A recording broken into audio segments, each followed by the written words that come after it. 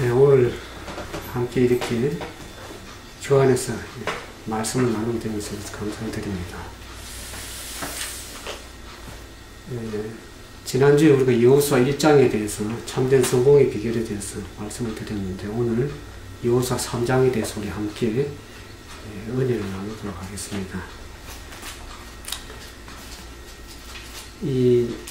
우리가 성소에 대해서 잘 알죠.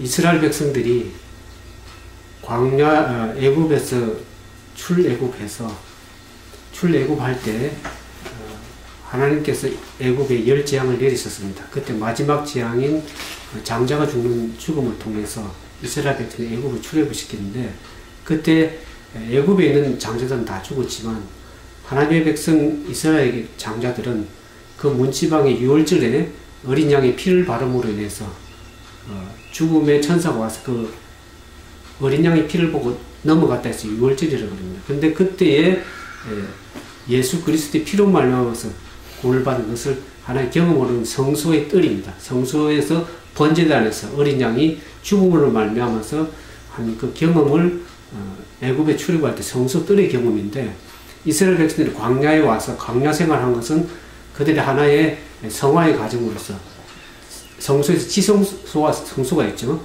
그 성소의 경험이 광야 생활입니다. 그리고 그들이 이제 오늘 와서 여호수아 와서 가나안 땅을 들어갈 때 그 가나안 땅에서의 죄와 싸워서 가나안을 정복하는 그것은 하나의 지성소의 경험입니다. 그래서 우리는 지금 대속죄에 살고 있다 그러지 않습니까? 그래서 우리가 죄가 끝나야 되는 거예요. 지성소에는 죄가 없는 것이고 죄가 도말되는 곳이에요. 그래서 우리가 이 마지막 시대에 우리가 살아가는 대속죄에 살아가는 우리들은 마지막으로 죄를 승리하는, 여호수아가 가나안 땅을 정복하고 승리에 이끌었던 것처럼 우리가 마지막 주님의 은혜로 예수 그리스도를 말미암아서 우리가 죄를 이기고 승리하는 그런 경험들을 지성소의 경험이라고 할 수 있겠습니다. 하나님은 우리를 가장 사랑하십니다. 그렇게 믿으시죠? 얼마큼 사랑하십니까? 자신의 생명 주신 만큼. 예수님의 제자들을 끝까지 사랑하시고, 어쩌면 죽음보다 더 강한 사랑으로 우리를 사랑하십니다. 그분의 아들 죽기까지 내어준 그 하나님의 사랑은 죽음보다도 더 강한 사랑입니다. 아마 우리 부모님이 보다 더 큰 사랑으로 우리를 사랑하시는 분이신데, 그래서 하나님은 부모가 자녀에게 주는 가장 좋은 것을 주기를 원하는 것처럼 우리 하늘 아버지께서는 우리의 가장 좋은 것을 주기를 원하시는 겁니다. 근데 이제 안타깝게도 많은 사람들이 하나님이 주시고자 하는 것들을 좀 많이 누리지 못할 때가 많습니다. 그게 바로 이스라엘 백성들이 그런 사람들이었습니다. 하나님은 그들이 이제 축복의 땅을 주시기를 약속하시고 주시기를 원하셨는데, 그들은 그 땅에 주님이 주시고자 하는 축복의 땅에 들어가지 못하고 광야에서 방황생활을 오래 했죠. 40년간의 광야생활을 오래 했습니다. 그래서 하나님께서는 이제 이스라엘 백성들을 향해서 이제 광야생활을 좀 끝내기를 원하셨던 거예요. 하나님은 이스라엘 백성들이 고생하면서 유리하는 것은 하나님의 뜻이 아닙니다. 그래서 하나님께서는 오늘 마지막 시대를 살아가는 저와 여러분을 향해서 참으로 광야 생활에서 살면서 지치고 힘들고 고단한 우리의 삶을 이제는 끝내시고 진짜 하나님이 원하시는, 하나님 주시고자 하는 그런 축복의 땅으로 들어가기를 원하시는 겁니다. 그걸 누리게 되기를 원하는 거죠, 하나님은. 근데 이스라엘 백성들이 하나님의 축복을 누리지 못한 이유가 뭐라고 생각합니까? 그들이 아직도 요단강을 건너가지 않았기 때문에, 하나님이 원하시는 요단 저편을 건너가지 못했어요. 이스라엘 백성들은 요단 서편에 있고 가나안 땅을 요단을 건너서 가나안 땅 동편을 건너가야 그게 축복의 땅이 있는데, 아직 그들은 그 요단을 건너서 가지 못했습니다. 하나님이 아무리 축복의 땅을 주고 싶어도 우리가 건너가지 아니하면 그 축복을 누릴 수가 없는 거예요. 이스라엘 백성들이 광야 40년 생활을 이제 끝내고 가나안 땅을 정복하기 위해서 오늘 3장, 여호수아 3장 얘기하는데, 2장에 보면 젊은 두 정탐꾼을 여리고성으로 보냅니다. 가나안 땅이 인구가 얼마나 되는지, 그 성은 견고한지 모든 조사를 하기 위해서 가나안 땅 정복하기 전에 앞서서 그 두 젊은이를 여리고 성읍으로 보냅니다. 정탐하러. 그래서 그 두 정탐꾼이 이제 보고를 하죠. 갔다 와서. 어떤 보고를 합니까? 여기 보면 과거에 이스라엘 백성들이 열 정탐꾼을 보낼 때 어떤 보고를 했어요? 아주 부정적인 보고를 했죠. 우리는 도저히 그 땅 들어갈 수 없다. 저 땅들은 거민들이고 우리는 메뚜기 같아서 도저히 그 땅을 정복할 수 없다. 우리는 가면 안 된다. 그런 부정적인 보고를 낙담을 시켰는데 이번에 이제 이 여리고성을 보낸 두 젊은이는 어떤 보고를 해왔냐 그러면 아주 긍정적이고 희망적인 보고를 했습니다. 그래서 우리가 여호수아 2장을 한번 보겠습니다. 2장 24절 맨 마지막 절에 보면 이 젊은 두 정탐꾼이 와서 여호수아에게 이렇게 얘기합니다. 24절, 2장 24절. 여호수아에게 이르되 진실로 여호와께서 그 땅을 우리 손에 붙이셨으므로 그 땅의 모든 건물이 우리 앞에 간담이 높되이다. 아주 희망이지. 우리가 가면 이길 수 있다. 그런 긍정적이죠. 이 말을 어떻게 이 두 정탐꾼이 알게 됐냐 그러면 그 여리고성을 들어가 정탐하는 가운데 여리고성에 있는 라합이라는 여인의 집을 가게 됐어요. 근데 이 여인이 그들을 감춰주면서 이런 얘기를 합니다. 2장 8절에서부터 이렇게 씁니다. 11절까지. 두 사람이 눕기 전에 라합이 지붕에 올라가서 그들에게 이르되 말하되 여호와께서 이 땅을 너희에게 주신 줄을 내가 아노라. 우리가 너희를 심히 두려워하고 이 땅 백성이 다 너희 앞에 간담이 녹나니 이는 너희가 예굽에서 나올 때에 여호와께서 너희 앞에서 홍해 물을 마르게 하신 일과 너희가 요단 저편에 있는 아모리 사람 두 왕 시온과 옥에게 행한 일, 곧 그들을 전멸시킨 일을 우리가 들었습니다. 우리가 듣자 마음이 어떻게 했다고요? 마음이 놓았고 너희의 영고로 사람이 정신을 이루나니 너희의 하나님 여호와는 상천하지의 하나님이시다. 그렇습니다. 그 전능하신 하나님이 너희들을 홍해를 건너게 하신 그 능력뿐만 아니라 아모리 왕들을 전멸시키고 그 말을 들을 때 우리가 마음이 간담에다 녹아서 정신이 하나도 없다. 그런 얘기를 라합으로부터 들었습니다. 그래서 이제 그 말을 들은 여호수아가 보고를 듣고 이제는 가면 가나안 땅 정복할 수 있겠구나 하는 용기를 갖게 됐습니다. 그래서 드디어 이제 가나안 정복을 위해서 발걸음을 내딛죠. 근데 이제 이 가나안 땅을 들어가려고 그러면 첫 번째 장벽이 딱 있어요. 천연적인 장벽. 요단강이라는 가나안 정복의 가장 첫 번째 장애물이 버티고 있어서 이 요단강을 건너야만이 가나안 땅을 들어갈 수 있게 됐습니다. 근데 이 요단강에 있는 것도 장애지만은 그들이 지금 들어가려고 하는 그 시기 때는 언제냐면 봄철이라서 우기라서 산에서 눈이 녹아서 물이 범람한 데다가 우기철이라 물이 너무나 넘쳐가지고 평상시에는 이렇게 사람들이 건너갈 수 있는 그 길도 사람들이 건너갈 수 있는 물이 너무나 넘쳐서 참으로 어려운 시기가 됐어요. 제가 이걸 보면서 아니 하나님이 가나안 땅을 가라 그랬으면 좀 물도 좀 여름처럼 마르고 가뭄에다가 좀 건너갈 수 있는 좋은 시기를 택해가지고 가게 해야지. 왜 이렇게 물이 범람하고 힘든 때 그때에 가라 그러냐 이게요. 그 하나님의 뜻이 있습니다. 거기에는. 우리 인생을 살아가면서 우리의 생각으로 많이 계산할 때가 많아요. 하나님이 일어나서 요단을 건너 가라 그 말씀하실 때는 하나님의 명령은 시대수만의 허락이라고 그랬습니다. 하나님이 가라 그럴 때는 갈 수 있으니까 가라 그런 거예요. 우리 생각은 계산이 안 되죠. 인간의 생각으로는 그거 물이 좀 잘 이렇게 빠지고 좀 적당한 시기가 기다렸다가 그때 가더라도 가야지. 지금 이 가다가는 빠져 죽기 그 이스라엘 백성이 얼마나 많습니까? 장정만 해도 60만이고 그 많은 아이들 해서 부녀들이 어떻게 건너가겠냐고. 인간적으로는 계산이 안 오죠. 그러나 하나님은 요단을 건너서 가라고 말씀하시느냐. 그때 여호수아의 믿음이 어떤 믿음이었냐 그러면 그들이 어느 길로 통행하는지 아무런 하나님의 지시도 주지 않았습니다. 이걸로 이쪽으로 가라 그런 말도 없었고 그렇지만 여호수아는 하나님께서 어떻게 명하시더니 간에 하나님께서 당신의 백성을 인도하실 것을 믿었어요. 그분은. 그래서 이 용감한 여호수아 지도자는 이것을 믿고 즉시 진군할 준비를 했다 그랬습니다.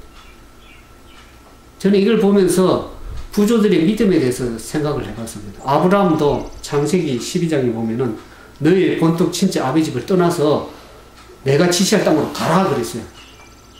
근데 하나님이 어떻게 그때 가라 얘기도 없었어요. 무조건 가라 그랬는데 이 히브리서의 믿음의 장에 보면은 그가 알고 갔다 그러지 않았습니다. 그가 믿음을 가지고 순종해서 갈 바를 알지 못하고 갔다 그랬어요. 가다 보니까 하나님께서 가는 길마다 인도하시는 거예요. 그가 혹시나 잘못 가면 또 이 길로 인도하시고. 그러니까 우리는 참 믿음이 약해가지고 하나님이 가라 그러면 계산 딱 나오지 않으면 하나님 안 됩니다. 더 기도해 보겠습니다. 하고 용기를 뒤로 뺀다고요. 그러나 하나님께서 명령하신 것은 하나님이 책임지신다는 거죠.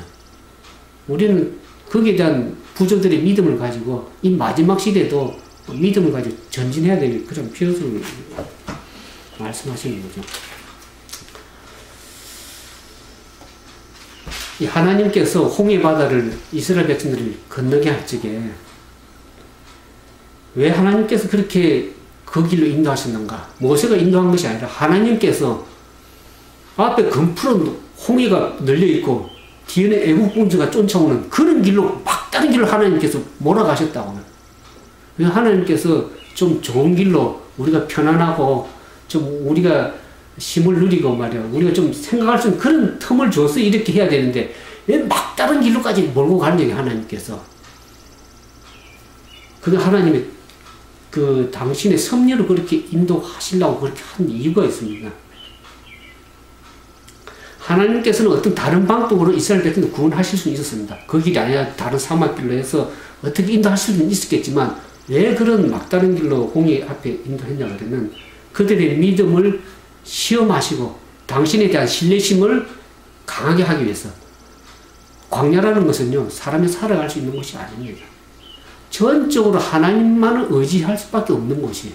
내 힘으로 살아갈 수 있는 곳이 아닙니다. 사람이 살 수 있는 곳이 아니에요. 근데 왜 하나님이 광야로 이끌어온 것도 참 기가 찰 노릇인데 홍해 앞에 딱 갖다 놨고 뒤에는 애국 군사가 죽이려고 쫓아오는데 앞에는 바다 사면 초가에 도저히 꼼짝도 할 수도 못한 그 길을 왜 하나님께 인도하셨냐? 그때 되면 누구를 의지하게 됩니까? 하나님밖에 의지할 수가 없어요. 우리는 내 힘으로 할 수 있을 때는 하나님 의지 잘 안 됩니다. 내 힘으로 뭔가 해보려고 그러잖아요. 근데 저도 미국 와서 고생을 많이 했는데 진짜 어려울 때 엎드려서 하늘밖에 기도할 수밖에 없는 상황이 오더라고요. 빌은 나올 건 천지인데 은행 어카운트에 5불밖에 없어. 하나님께 합치고 엎드릴 때 하나님께서 거의 합당을 해결해 주시더라고요. 왜 하나님의 백성들 그렇게 막다른 길을 몰아가시냐면 하나님만을 천적으로 의지하게 하시기 위해서 우리를 때로는 그런 고난 가운데 인도하시기도 합니다.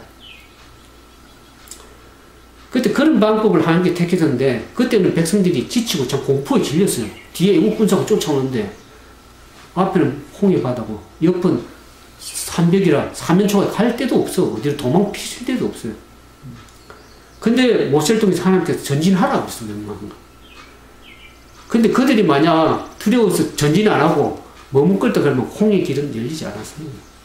하나님께서 가라 그럴 때 그들이 홍해를 육지같이 걷는 것을 히브리서 보니까 믿음으로 건넜다고 그랬습니다.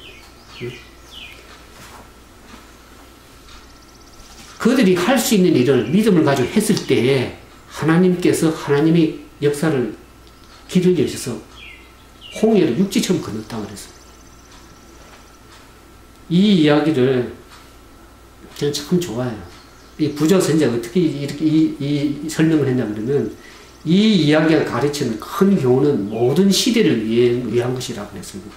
가끔 그리스도인의 생애에 위험이 둘러싸이고 의무를 수행하기 어려운 것처럼 보입니다. 앞에는 결박한 파멸이 있고 뒤에는 속박이나 죽음이 있는 것처럼 생각된다. 그러나 하나님의 음성은 앞으로 나아가라고 분명하게 말씀하신다.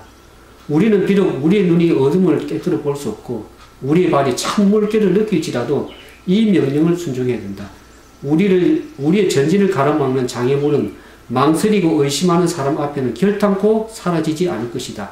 모든 불확실한 그림자가 사라지고 실패나 패배 위험이 없어질 때까지 순종을 미루는 자들은 결코 순종하지 못할 것이다.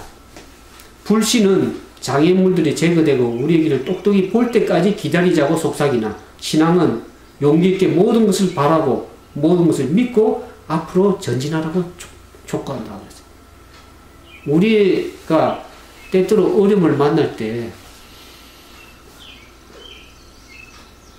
불신의 마음은 그것이 다 제거되고 참 길이 분명해 우리가 갈 만한 그런 길이 될 때까지 기다리자고 그렇게 우리 생각을 주지만은 믿음은 그게 아닙니다. 신앙은 용기 있게 하나님께서 말씀하신 말씀을 따라서 나가라고 합니다. 이 봉철의 우기에 하나님께서 그 요단강을 건너게 한 것은 하나님께서 가나안 땅을 들어가는 마지막 백성들에게 오늘날 우리 시대도 마찬가지지만 믿음을 시험하시는 겁니다. 최종적으로 왜냐하면 과거 이스라엘 백성들이 조상들이 불신했잖아요. 그래서 가나안 땅을 못 들어갔기 때문에 이제는 한 번 더 그 광야에 태어난 이 세대들에게 하나님만을 전적으로 의지해서 나아갈 수 있도록 최종적으로 시험하셨는데 왜 그러냐면 가나안 땅에 들어서 가나안 땅을 정복한다는 것은 사람이 힘으로 하는 전쟁이 아닙니다. 성경을 잘 아시겠죠. 그것은 전적인 하나님의 전쟁이었기 때문에 하나님만을 의지해서 나아갈지 그 전쟁은 승리가 되는 거예요. 올라온 마지막 시대에 하늘 가난을 두고 나아가는 사람들에게는 전적으로 그것만을 의지하고 나가지 아니하면 우리에게는 때때로 전진하기 힘들 때가 많아요. 하나님께서 이스라엘 백성들이 이 기적을 통해서 이 요단강이 건너지는 그 기적을 통해서 그 강을 건너갈 수 있도록 그렇게 계획하신 겁니다. 그래서 오늘 제목을 기적을 통한 하나님의 삼중효과라는 그런 제목을 내가 정해봤어요. 왜 삼중효과인지 조금 이제 들어보면 알겠네요. 근데 3장 1절에 보면 여호수아가 이제 아침에 일찍 일어나서 이스라엘 사람들을 더불어서 시딤을 떠나서 요단 강 앞에 이제 섰어요. 이 하나님의 백성들은 이 여호수아는 지금 여호와의 일을 앞두고 요단을 건너가야 되는 참 엄청난 일을 가업을 두고 있기 때문에 하나님의 지도자가 자기 안위를 위해서 편안하게 누워서 쉴 수 있는 상황이 아닙니다.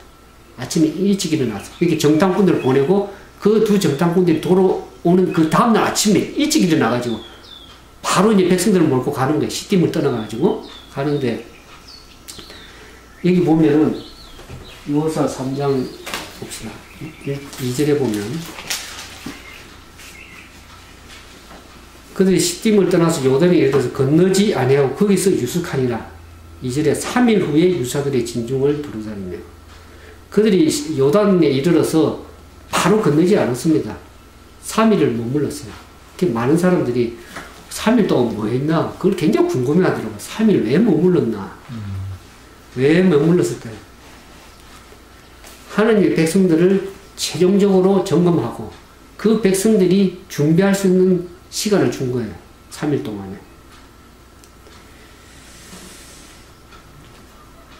그래서 이 3일 후에 여호수아가 이제 유사들을 보내서 그 부하들을 보내가지고 백성들 준비하게끔 하죠. 준비하면서 요단강을 건널 때 구체적으로 어떻게 건너야 되는지 요령을 가르쳐주고 숙지사항을 잘 전달했어요. 그 숙지사항이 어디 나왔냐고 하면 여기 3절에 백성들에게 명하여 가르되 너희는 레위 사람 제사장들이 너희 하나님 여호와의 언약궤를 메는 것을 보거든 너희 곳을 떠나 그 뒤를 쫓아라 그랬어요.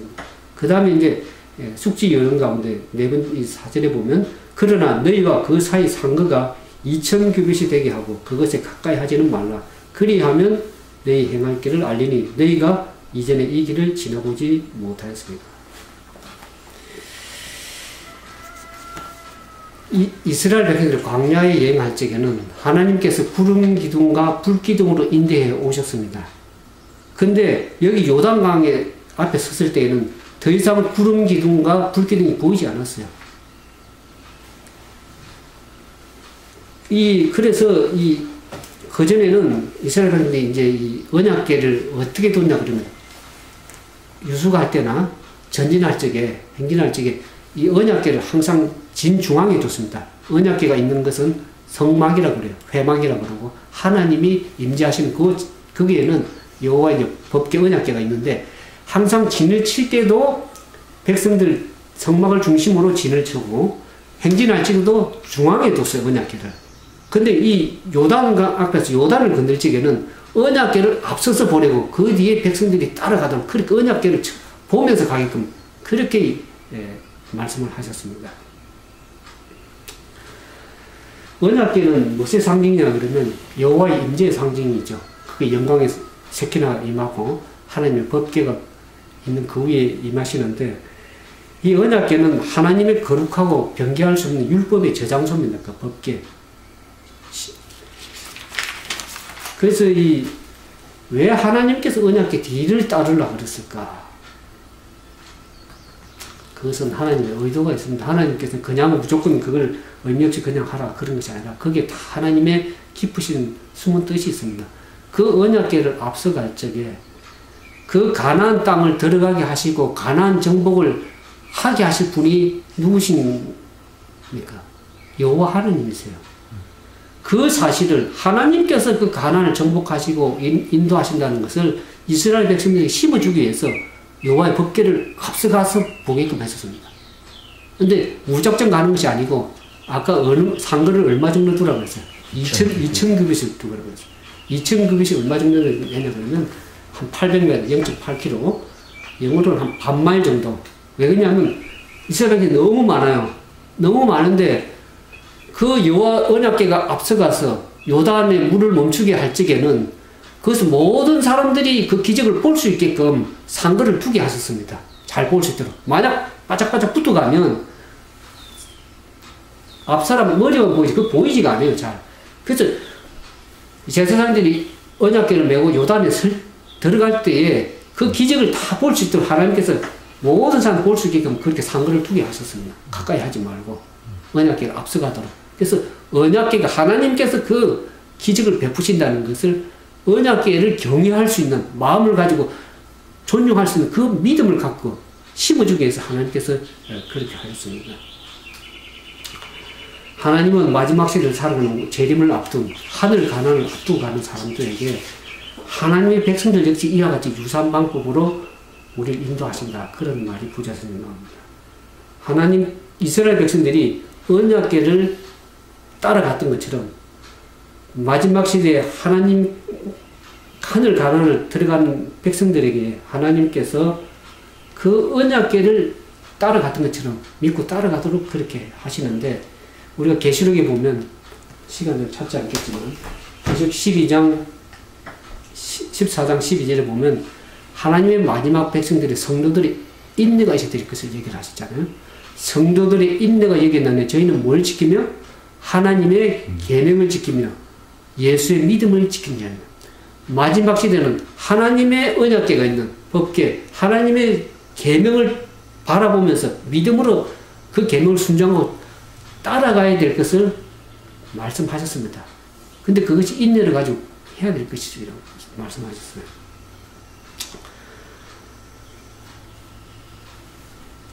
그래서 이 이스라엘 백성들이 그 언약궤를 참으로 그 십계명의 거룩한 명령들을 기꺼이 따라가지 않았더라면 결코 가나안 땅을 들어갈 수가 없었을 것이다 그랬습니다. 물론 마지막 살아가는 저와 여러분도 전적으로 하나님의 돕는 은혜를 통해서 이 계명을 거룩한 명령들을 순종하지 않으면 결코 하늘나라에 들어갈 수 없습니다. 마지막 시대에는. 그것을 상징적으로 보여주십니다.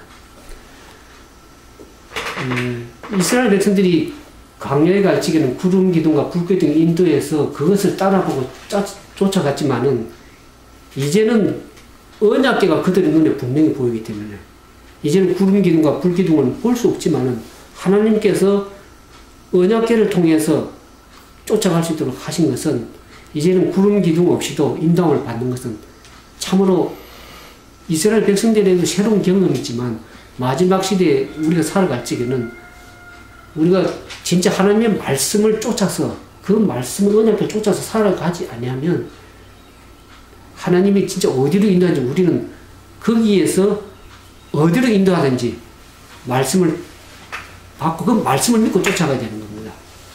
저는 인터넷 교회를 하면서 성전이 보이는 건물을 쫓아가는 것이 아니라 내 마음의 보좌가 성소입니다. 이 마음속에 하나님의 말씀을 담고 그 말씀이 인도하는 대로 따라가야 되는 겁니다. 마지막 시대 때는.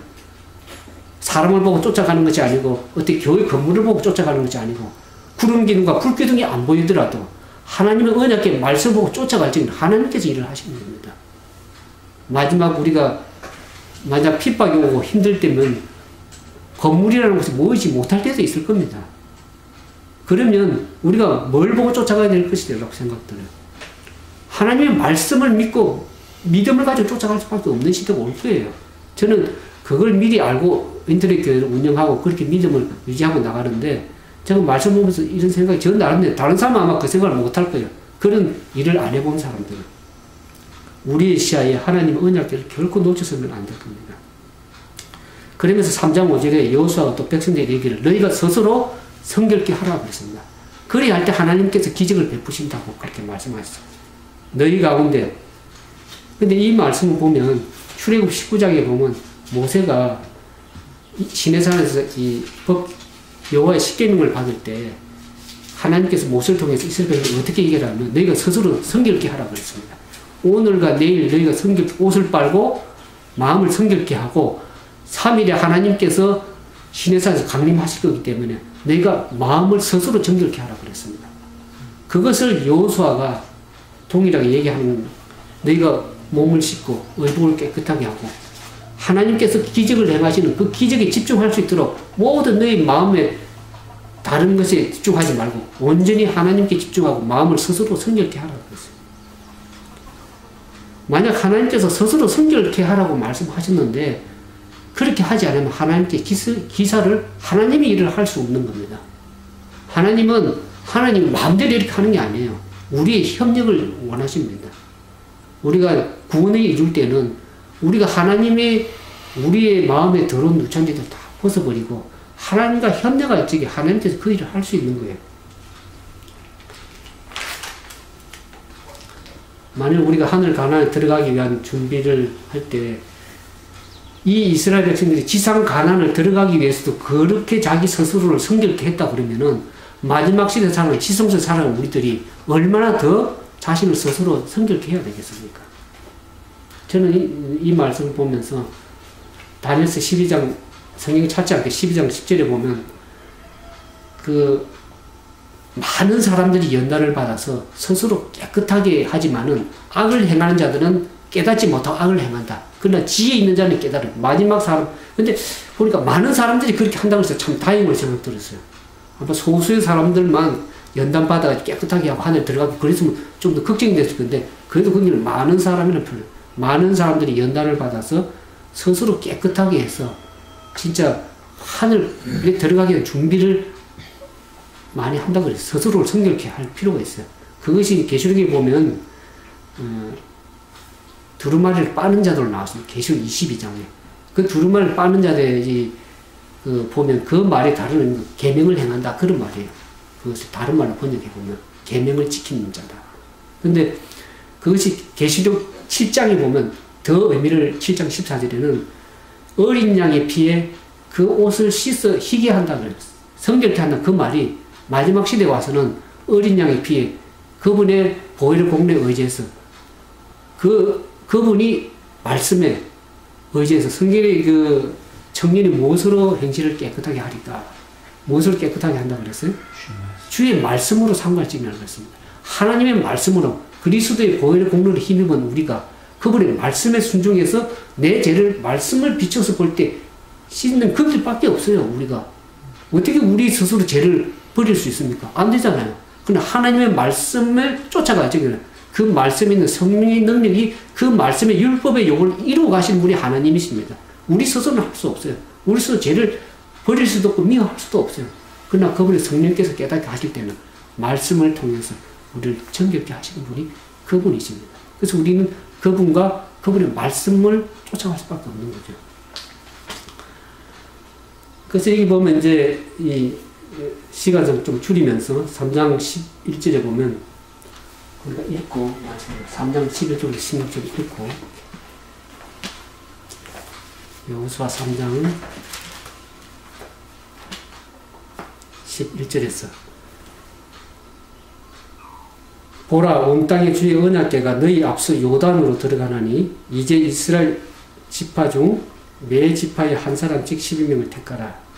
온 땅의 주 여호와의 궤를 맨 제사장들의 발바닥이 요단 물을 밟고 멈추면 요단 물 곧 위에서부터 흘러내리는 물이 끊어지고 쌓여서리라. 백성이 요단을 건너가려고 자기들이 장막을 떠날 때 제사장들 언약궤를 메고 백성 앞에서 행하니라. 요단이 몸에 거두는 시기에 항상 언덕에 넘치더라.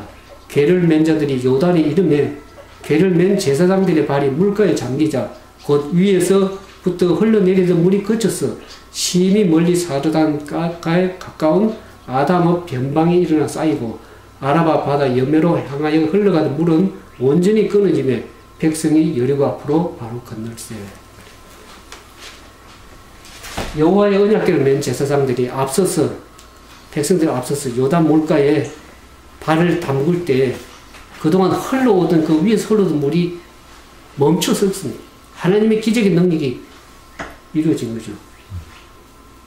왜 하나님께 이런 기적을 행했었는가? 과거에 40년 전에 이스라엘 조상들을 홍해 바다 앞에서 기적을 능력을 베푸니 그 하나님이 다시 한 번 더 이세 광야에 태어난 그 이세 백성들에게 다시 한 번 하나님께서 백성들의 마음에 감명을 주시기 위해서 요단강으로 기적을 베푸신 겁니다. 이 기적은 아까 3중 효과라고 그랬죠. 왜 3가지 효과인가? 그 기적을 베품을 말미암아서 이스라엘 백성들에게 하나님께서 어떻습니까? 계속해서 임재하시고 저들을 보호하시고 한다는 그런 보증의 능력을 보여주신 거예요. 그러면서 과거에 모세와 함께한 그 하나님이 이제는 여호수아와 함께 하나님께서 너희들을 인도해서 가나안 땅을 정복하게 하시리라는 하나님의 능력의 보증의 말씀이었습니다. 만약 그런 기적의 능력이 하나님께 필요하신 걸 아신 거예요. 이 가나안 땅을 정복을 앞두면서. 그래서 그것을 바라볼 때 이스라엘 백성들이 가나안 정복을 전진해 나갈 때 가속이 붙느냐 아니면 우리가 둘이서 못 가겠다 하는 그러한 갈림길이 있었습니다. 그때 하나님께서 그런 기적의 능력을 보여주셔서 이스라엘 백성들에게 마음을 굳건하게 하셨고 또 여호수아가 보면은 3장 7절에 여호수아가 이스라엘 목전 앞에 하나님께 오늘부터 너를 크게 하겠다 그랬습니다. 왜냐하면 지도자 이 여호수아가 이 리더십에 대한 백성들의 신임이 이제 필요한 거예요. 이 가나안 땅 정복에 나갈 때 과거에는 모세와 함께한 하나님이 과연 여호수아와 함께 가나안 땅을 정복할 수 있을까 하는 그 신임 여부를 그 기적을 통해서 여호수아를 높이셔서 이스라엘 백성들이 온전히 여호수아 하나님께서 세운 지도자를 믿고 그 가나안 땅을 정복해 나갈 수 있도록 그렇게 여호수아를 높이신 것을 알 수 있습니다. 그러면서 그 기적은 하나님께서 이스라엘 백성들이 이렇게 기적의 능력을 보여주신 세 번째 효과는 그것을 통해서 임금 민족들이 이스라엘에 대한 공포심을 증가하겠습니다. 과거에 그들이 아까 우리 여리고성의 라합의 얘기를 들었죠. 너희가 홍해바다 건너온 것도 두려운데 그 아모리 왕 시온 옥과 그 왕들을 다 죽이고 그것을 이제는 또 홍해바다 건너듯이 요단강을 넘치는 요단강을 기적으로 건너올 적에는 어떻습니까? 그 백성들이 가나안 백성들이 간담이 얼마나 서늘했겠어요. 이제는 죽었구나. 우리는 초토화 되겠구나. 그런 마음이 안 들었겠습니까? 그 기적의 하나님, 능력의 하나님이 함께 하는데 우리가 무슨 수로 당할 건가? 그런 두려움을 줘서 그 전쟁을 쉽게 승리를 이끌어갈 수 있도록 하나님께서 효과를 베푸신 거예요. 그게 3중 효과입니다. 하나님께서는 당신들 백성 가운데 계시고 저희를 떠나지 않으면 버리지 않아야 할 것이라는 그런 증거들을 주셨습니다. 이스라엘 백성들 광야에 방황하던 이제 장관 세월을 끝내고 이제는 마지막 이제 가나안 땅을 이제 밟게 된 거죠. 그러면서 보면 그 요단을 마른 땅을 건너듯이 건너갔다 그랬습니다. 오늘날 여러분과 저의 삶 속에 참으로 하늘 가나안을 앞두고 있는 그 끝쯤에 우리를 힘들게 하고 장벽 같은 요단 강 같은 그런 것이 있습니다. 우리가 그것을 믿음으로 건너기 위해서 하나님과 협력하고 하나님의 능력을 구하고 온전히 여호와 언약궤를 바라보면서 믿음으로 그분의 말씀을 의지해서 나아가면서 스스로를 성격케 할 적에는 하나님의 능력을 통해서 능히 가나안 땅 들어갈 수 있는 겁니다. 그것을 왜 경험으로 기록했냐면 말씀을 만나 우리의 경계로 기록했다고 고린도서 얘기를 하고 사도 바울은 얘기하고 있습니다. 우리가 이제 믿음을 가지고 때로는 우리의 시련이 오고 환난이 올 적에는 우리가 전적으로 주님만 의지하고 그분의 말씀의 언약궤를 의지해서 스스로를 정결케 하면서 하나님께서 역사할 수 있도록 우리의 마음을 견고히 하고 주님만 의지하며 나아갈 때 하나님이 그분의 길을 인도하실 거라는 그런 믿음을 가진 우리 모든 저와 여러분 되기를 바라면서 말씀을 줄이도록 하겠습니다. 자, 기도하겠습니다. 전능하시고 자비하신 아버지 하나님, 연약한 저희들의 힘주시고 또 주님의 거룩한 부조들의 믿음과 교훈들을 주셔서 우리가 이 땅에 살면서 실족지 않고 하나님의 말씀의 능력에 의지해서 그분의 여호와의 말씀을 의지해서 나아갈 때에 주님께서 저희들을 위해서 일하시고 능력을 베푸시는 것을 압니다.